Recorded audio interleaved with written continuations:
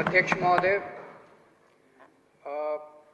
आज ही से पूरे एक साल पहले किसान आंदोलन शुरू हुआ था। केंद्र सरकार द्वारा जो 3 काले कानून पारित किए गए, बिना किसानों से पूछे, बिना जनता से पूछे, अपने अहंकार में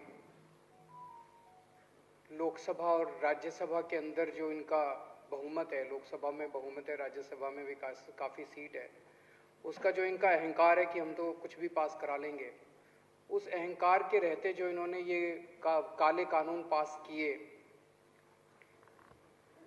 इनको लगता था कि किसान आएंगे, थोड़े दिन आंदोलन करेंगे, चीखेंगे, चिल्लाएंगे, फिर घर चले जाएंगे। पिछले साल 26 नवंबर को ये आंदोलन दिल्ली के बॉर्डर पे शुरू हुआ। आज पूरा 1 साल हो गया और उनका आंदोलन सफल रहा। सबसे पहले मैं देश के किसानों को तहे दिल से बहुत बहुत बधाई देना चाहता हूँ। इस आंदोलन में सब लोग शामिल हुए, कोई प्रत्यक्ष रूप से, कोई अपने अपने घर से दुआएं भेज रहे थे। जो भी इस देश का भला चाहते हैं, सब ने इस आंदोलन का समर्थन किया। महिलाओं ने, व्यापारियों ने, स्टूडेंट्स ने, पत्रकारों ने, बुजुर्गों ने, यूथ ने, बच्चों ने, इस धर्म के लोगों ने, उस धर्म के लोगों ने, इस जात के लोगों ने, उस जात के लोगों ने, सब लोगों ने इसका समर्थन किया। सब ने दुआएं दी इसकी सफलता के लिए। सभी देशवासियों को मैं बधाई देना चाहता हूं। खासकर मैं पंजाब के किसानों को बधाई देना चाहता हूं, क्योंकि उन लोगों ने इस पूरे आंदोलन की अगुवाई की, उन्होंने इस पूरे आंदोलन की लीडरशिप की। जिस तरह से बहुत बड़े स्तर के ऊपर ट्रैक्टर ट्रॉली पंजाब से आए, यहाँ पे आके बैठ गए। पंजाब की उन महिलाओं को मैं बधाई देना चाहता हूँ जो कंधे से कंधा मिला के यहाँ पे कई दिनों तक इस आंदोलन में बॉर्डर के ऊपर उनके साथ बैठी हुई थी। सर्दी में, गर्मी में कितनी बाधाएं आई इनको, कितनी इन्होंने तकलीफें सही। मतलब मेरे को याद है, पिछली बार अभी तो उतनी सर्दी नहीं पड़ी, लेकिन पिछली साल जब कड़ाके की सर्दी पड़ रही थी, हम सोचा करते थे कि हम अपने घर में इतने बड़े सारे हीटर लगा के बैठे हैं और इतनी रजाई के अंदर बैठे हैं, ये किसान बॉर्डर के ऊपर पता नहीं कैसे बैठे होंगे, कैसे सो रहे होंगे खुले आसमान के नीचे। फिर गर्मी आई, डेंगू आया, कोरोना आया, सारी बाधाओं को दूर वो करते हुए अंत पंत में किसानों की जीत हुई। तीनों कानूनों को वापस लिया गया। मैं समझता हूं कि शायद ये इंसान के इतिहास में, दुनिया के इतिहास में सबसे लंबा आंदोलन था। मैं और कोई ऐसा आंदोलन नहीं जानता। भारत में 1907 में एक आंदोलन हुआ था, वो भी किसानों का आंदोलन था, पंजाब के किसानों का आंदोलन था, और वो अंग्रेजों के खिलाफ हुआ था। वो 9 महीने चला था, 1907 में हुआ था। उसके बाद अब किसानों को आंदोलन करना पड़ा अपनी सरकार के, चुनी हुई सरकार के खिलाफ। ये 12 महीने चला। दुनिया का सबसे लंबा आंदोलन, सबसे अहिंसात्मक आंदोलन, संयमित आंदोलन। सत्ता पक्ष ने इनको भड़काने में कोई कसर नहीं छोड़ी, षड्यंत्र करने में कोई कसर नहीं छोड़ी, गालियां देने में कोई कसर नहीं छोड़ी। उनको कुचला गया। लखीमपुर का जो इंसिडेंट है, बहुत ही दर्दनाक इंसिडेंट है कि सरेआम सड़क के ऊपर इतने लोगों के सामने, हजारों लोगों के सामने किसानों को गाड़ी से कुचल दिया गया। और इतनी हिम्मत हो गई, अगर सुप्रीम कोर्ट इंटरवीन नहीं करता तो ये उसको गिरफ्तार भी नहीं करते जिसने कुचला था। ये तो सुप्रीम कोर्ट की वजह से इन्हें गिरफ्तार करना पड़ा। लेकिन किसान बेचारा शांत रहा, वो केवल अपने अर्जुन की आंख की तरह अपने आंदोलन पे केंद्रित रहा। 700 किसान शहीद हो गए। 700 किसान अपने ही देश में, अपनी हुई चुनी हुई सरकार के खिलाफ लड़ते लड़ते 700 किसान शहीद हो गए। उन सभी किसानों को मैं नमन करता हूं। लेकिन एक खुशी की बात यह कि उनकी आत्मा को अब शांति मिल रही होगी, क्योंकि उन्होंने जिस चीज के लिए शहादत दी वो अंत में लक्ष्य पूरा हुआ और किसानों की जीत हुई। कितनी गालियां दी गई इन लोगों को, एंटी नेशनल हैं। अपने देश के किसान एंटी नेशनल हैं। अगर अपने देश के किसान एंटी नेशनल है तो ये सारे जो बैठे हुए हैं उधर, वो क्या है फिर? जो गालियां दे रहे थे वो क्या है फिर? वो नेशनल है, एंटी नेशनल हैं, खालिस्तानी हैं, आतंकवादी हैं, चाइना के एजेंट हैं, पाकिस्तान के एजेंट हैं, पता नहीं क्या क्या किसानों को गालियां नहीं दी गई। कभी किसी ने सोचा नहीं था आज़ाद भारत में एक ऐसा दिन आएगा जब अपने किसानों को इस तरह की गंदी गंदी गालियां दी जाएंगी। पर किसानों ने पलट के इनका जवाब नहीं दिया, किसान शांति से बैठे रहे। इतनी हिंसा की गई, इतने वाटर कैनन इनके ऊपर बरसाए गए, लेकिन इनकी हिम्मत के सामने सरकारों के वाटर कैनन का पानी सूख गया।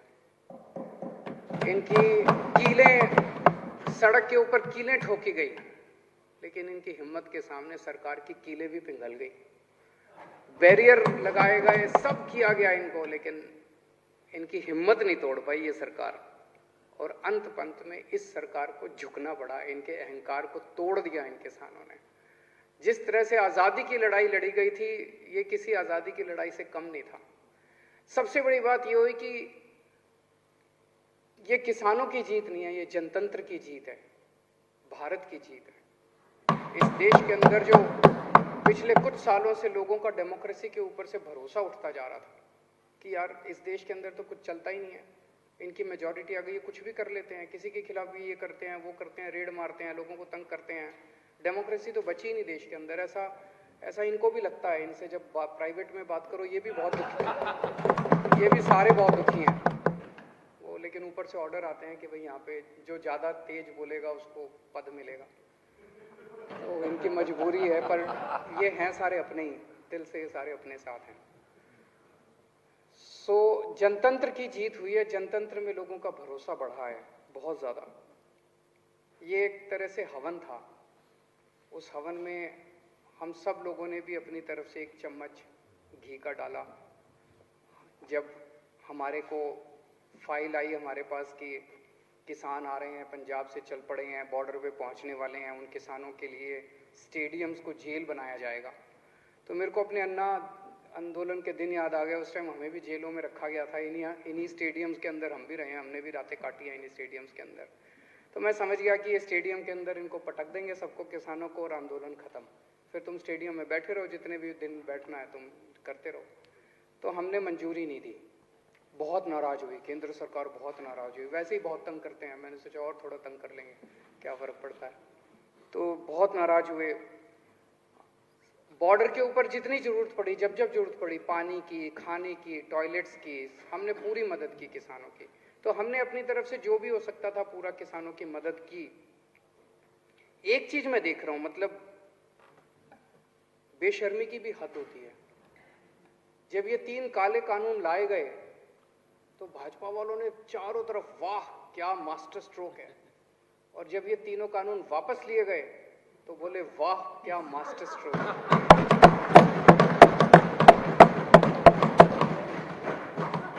मतलब मैं यही कह सकता हूँ, मुझे बहुत दया आती है आप लोगों के ऊपर। क्या गत बना दी आप लोगों की आपके नेताओं ने। ऐसा भगवान किसी के साथ ना करे।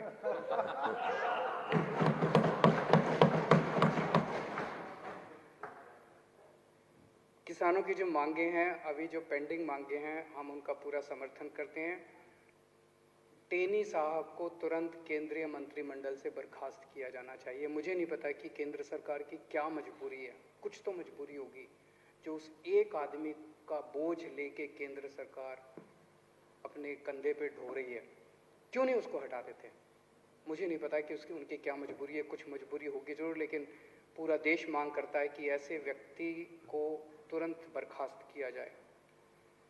एमएसपी की जो उनकी डिमांड है वो बिल्कुल जायज़ है, इसके ऊपर हमने भी बहुत अध्ययन किया है। ये राजनीतिक तौर पे नहीं, मुझे लगता है अगर एमएसपी लागू हो जाता है तो देश की एग्रीकल्चर सेक्टर को बहुत बड़ा फ़ायदा होगा, पूरा का पूरा बदल सकता है। जितने केसेस, झूठे केसेस इन लोगों के ऊपर लगाए गए हैं वो सारे वापस लिए जाएं, और जो 700 किसान शहीद हो गए उनके परिवारों को उचित मुआवजा दिया जाए। किसान जब तक वहाँ बैठे हैं, किसान तय करेंगे वो कब उठना चाहते हैं। जब तक किसान वहाँ बैठे हैं हम किसानों के साथ हैं, पूरी तरह से किसानों के साथ हैं, हर कदम पे उनके साथ हैं। और गोपाल राय जी द्वारा जो यहाँ पे प्रस्ताव पेश किया गया, मैं उसका पूरा समर्थन करता हूँ।